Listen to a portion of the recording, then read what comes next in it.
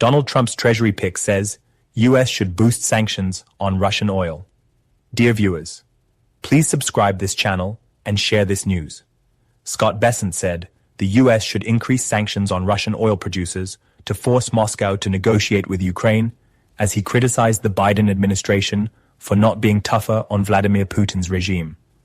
The comments on Thursday by Donald Trump's nominee to be Treasury Secretary pushed up oil prices as traders considered the prospect of tighter global crude supply.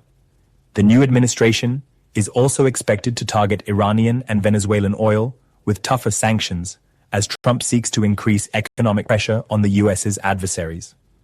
As part of Trump's strategy to end the Ukraine war, I will be 100% on board for taking sanctions up, especially on the Russian oil majors, to levels that would bring the Russian Federation to the table, Bessent told senators. He claimed the U.S. sanctions on Russian energy were not fulsome enough because the previous administration was worried about raising prices during an election season. International oil benchmark Brent rose by more than $1 after Bessent's comments, to more than $81 a barrel. His remarks during his confirmation hearing on Capitol Hill come 4 days before Trump returns to the White House with a plan to implement sweeping tax cuts, higher tariffs, and aggressive deregulation, in a big shift from the outgoing Biden administration. U.S. equities have risen since Trump won the November 5th election, while Wall Street has embraced his agenda, with bosses of the world's biggest banks, which announced bumper profits this week, saying optimism about the new administration's economic plans had unleashed animal spirits.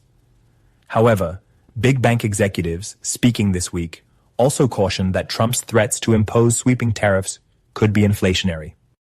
The billionaire hedge fund boss used his grilling by the Senate Finance Committee, which must approve his nomination before it goes to a full vote in the chamber, to defend those plans. While he did not offer new details, Bessent said Trump would use tariffs to tackle unfair trade practices, raise revenues for the U.S. government, and strike deals with other countries.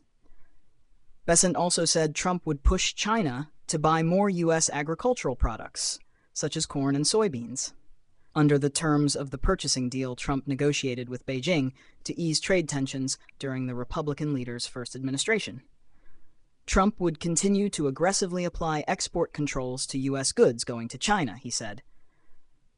We should have a very rigorous screening process for anything that could be used in AI, in quantum computing and surveillance, in chips, he said. Bessent also stressed his support for extending Trump's tax cuts beyond their expiry at the end of the year, saying it was the most important economic issue of the day. Failure to extend the cuts for people and businesses, introduced by Trump in 2017, would trigger an economic calamity for the U.S., and as always with financial instability, that falls on the middle and working class people. A fierce political battle over tax policy is expected to dominate Congress this year.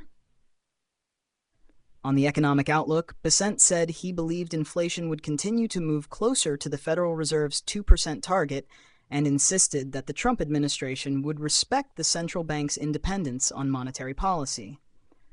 But he warned that the U.S. Treasury would struggle to use its borrowing capacity in times of crises due to America's deteriorating fiscal position. I am concerned because several times the Treasury of the United States has been called upon to save the nation, whether it was the Civil War, the Great Depression, the Second World War, or the recent COVID epidemic, Bessent said. He added that, with what we have now, we would be hard-pressed to do the same.